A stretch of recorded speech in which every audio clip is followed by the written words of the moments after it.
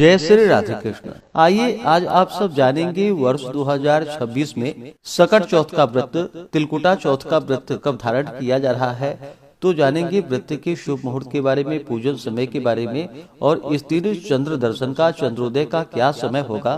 तो आइए जानते हैं इन सबों के बारे में।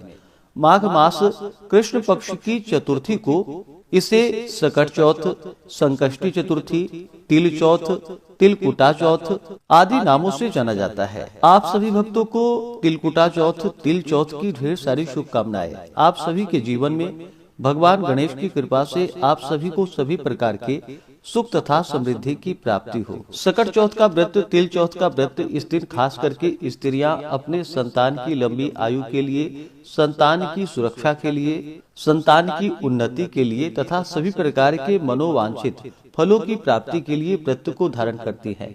इस व्रत को कोई भी धारण कर सकता है। इस दिन विशेष प्रकार से भगवान गणेश, चौथ माता का पूजन करना चाहिए और फिर शाम को चंद्रोदय होने पर चंद्र देवता को अर्घ्य प्रदान करने के बाद व्रत पूर्ण माना जाता है। यह सभी प्रकार संकट नाशिनी व्रत है। माघ मास कृष्ण पक्ष की चतुर्थी तिथि प्रारंभ समय जो कि 6 जनवरी 2026 दिन मंगलवार सुबह 8:04 और चतुर्थी तिथि की जो समाप्ति है वह 7 जनवरी 2026 दिन बुधवार सुबह 6:53 पे चतुर्थी तिथि की समाप्ति है। तो ऐसे में चंद्रोदय व्यापनी के अनुसार सकट चौथ का व्रत, तिल चौथ का व्रत जो कि इस बार 6 जनवरी 2026 दिन मंगलवार को पड़ा है।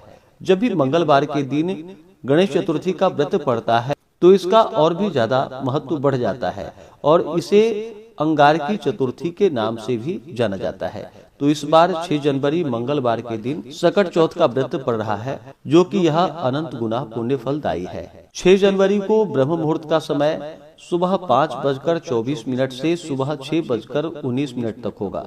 सूर्योदय का समय सुबह 6:44, सूर्यास्त शाम 5:22 होगा। राहु काल का समय दोपहर 2:43 से शाम 4:03 तक होगा। राहु काल समय के दौरान कोई भी शुभ कार्य या नया कार्य नहीं करना चाहिए, इस बात का ध्यान रखें।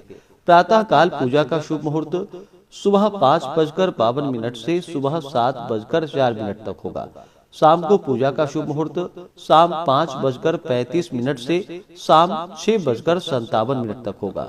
6 जनवरी को चंद्रोदय का समय, चंद्र दर्शन का जो समय होगा वह समय रात्रि 8:35 होगा।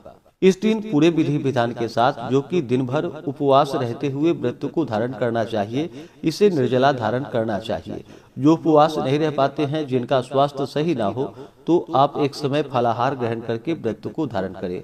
खास करके चंद्रोदय से कुछ पूर्व ही स्नान आदि करके शुद्ध वस्त्र धारण करके भगवान गणेश जी का गंध पुष्प, धूप, दीप आदि से पूजन करें। अनेक प्रकार के नैवेद्य आदि का भोग लगाए। खास करके इस दिन गुड़ तथा तिल से बने हुए लड्डुओं का भगवान गणेश जी को भोग अवश्य ही लगानी चाहिए। यह अनंत गुना पुण्य फलदायी माना गया है। भगवान को भोग आदि लगा करके जल से आचमनी करवाए। मुख शुद्धि के लिए पान पत्र, सुपारी, लौंग, इलायची के साथ में अर्पित करे। द्रव्य दक्षिणा चढ़ाए। व्रत का कथा श्रवण करे। भगवान गणेश जी के स्तोत्र, चालीसा आदि का पाठ या श्रवण करे और फिर चंद्र देवता को कच्चे दूध का या जल का अर्घ्य प्रदान करे। गंध पुष्प, धूप, दीप आदि से पूजन करे। चंद्र देवता से प्रार्थना करे कि यह व्रत मेरा पूर्ण हो और हमें पुण्य फलों की प्राप्ति हो। इससे भगवान गणेश जी, चौथ माता का विशेष कृपा प्राप्त होता है। तो आशा करता हूँ कि यह जानकारी आपको अच्छा लगा हो।